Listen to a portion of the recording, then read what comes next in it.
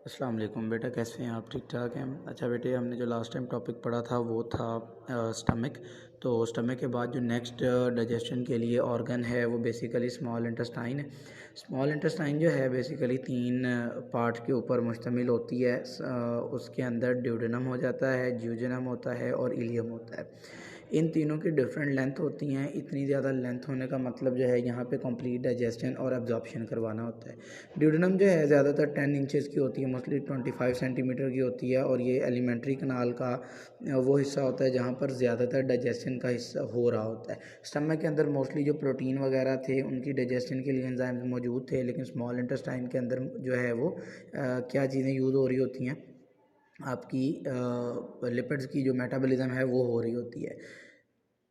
इसके तीन different secretions इसके साथ शामिल होती हैं। उनमें देखें ये आपके पास जो है वो लिखा हुआ है बाइल, ठीक है।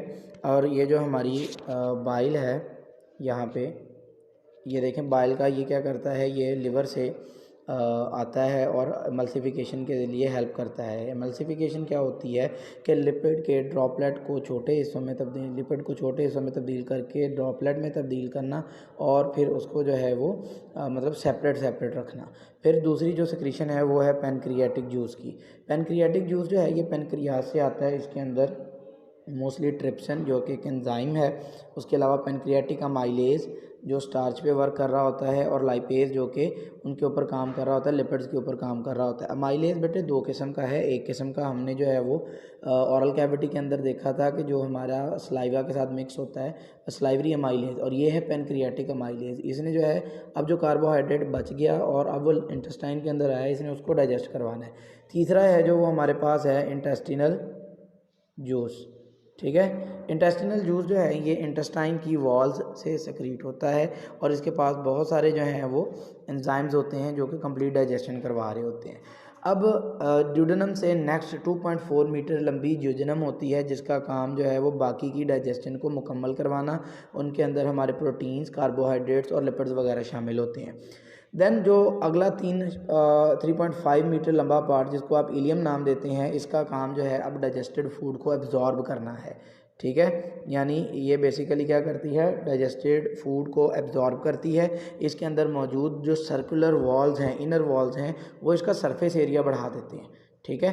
और वो जो फिंगर लाइक प्रोजेक्शंस होती हैं उनको आप विलस का नाम देते हैं, जो कि आपको यहाँ पे दिखाई दे रही होंगी।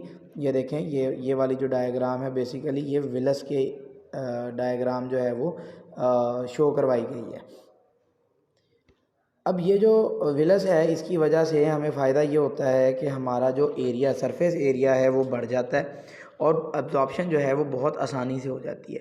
हर विलस के पास बहुत सारी ब्लड कैपिलरीज होती हैं और वेसल्स होती हैं लिम्फेटिक सिस्टम की, जिनको आप लैक्टील का नाम देते हैं। अगर आप यहाँ पे गौर करें तो ये यहाँ पे आपको जो है वो एक वर्ड लैक्टील दिखाई दे रहा है लिखा हुआ, और इनर साइड पे यहाँ पे ये बहुत सारी जो येलो कलर की लाइन है ये हमारे पास लैक्टील का काम कर रही है, ठीक है। और ये जो लैक्टील है बेसिकली यहाँ पे इसके अंदर सारी एब्जॉर्प्शन होती है।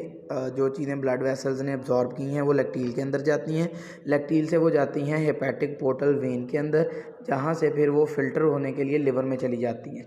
अब वहाँ पे अगर कोई टॉक्सिन वगैरह या कोई ऐसी चीज़, जहरीली चीज़ हमारे बॉडी में ब्लड में शामिल हो गई थी, अब लिवर उनको क्या कर देगा, फ़िल्टर कर देगा।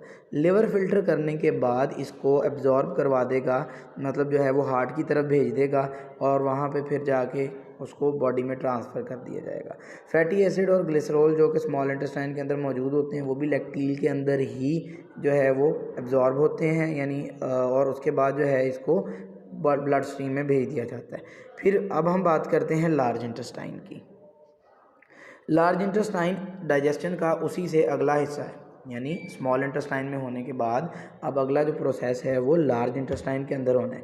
यहाँ पर वाटर की एब्जॉर्प्शन होनी है, वहाँ पे क्या हो रहा था, कंप्लीट डाइजेशन एंड एब्जॉर्प्शन। यहाँ पे सिर्फ एब्जॉर्प्शन हो रही है और डेफिकेशन हो रही है। डेफिकेशन कहते हैं फुजले का बाहर निकालना बॉडी से, ठीक है, वेस्ट मटेरियल को बॉडी से बाहर निकालना। अब जो डाइजेस्टेड प्रोडक्ट्स होती हैं हमारे खाने की, उनको ब्लड के अंदर भेजने के बाद जो चीज़ पीछे बच जाती है इंटेस्टाइन के अंदर, उसको हम जो है वो वेस्ट मटेरियल का नाम देते हैं या फीसेस का नाम देते हैं। और बेसिकली लार्ज इंटेस्टाइन के तीन मेजर पार्ट्स होते हैं। सबसे पहला जो पार्ट है आप उसको सीकम कहते हैं, ठीक है, जो कि स्मॉल इंटेस्टाइन के साथ जुड़ा हुआ होता है। उसके बाद आ जाता है कोलोन एंड फिर रेक्टम। ये 3 मेजर पार्ट हैं लार्ज इंटेस्टाइन के।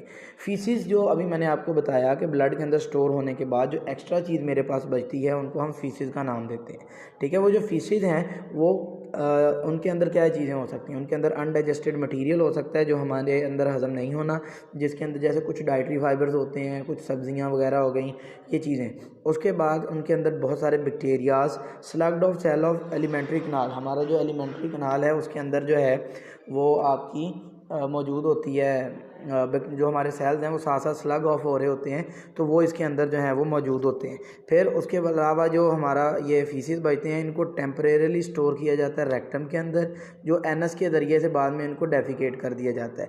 यहाँ एक बात आपने याद रखनी है कि ये जो डेफिकेशन का यानी फजले को बाहर निकालने का अमल है, ये छोटे बच्चों के अंदर डेवलप नहीं होता, इसलिए वो अपना जो बच्चे हैं मोस्टली बिस्तर वगैरह ख़राब कर देते हैं। लेकिन जैसे जैसे ये बड़े होते जाते हैं ना, तो उनके अंदर रिफ्लेक्स बॉडी एक पैदा करना शुरू करती है, और वो रिफ्लेक्स हेल्प आउट करती है बॉडी को कि वो जो है ना इजीली उसको कंट्रोल कर सकें और बाद में इजीली उसको बॉडी से बाहर निकाल सकें।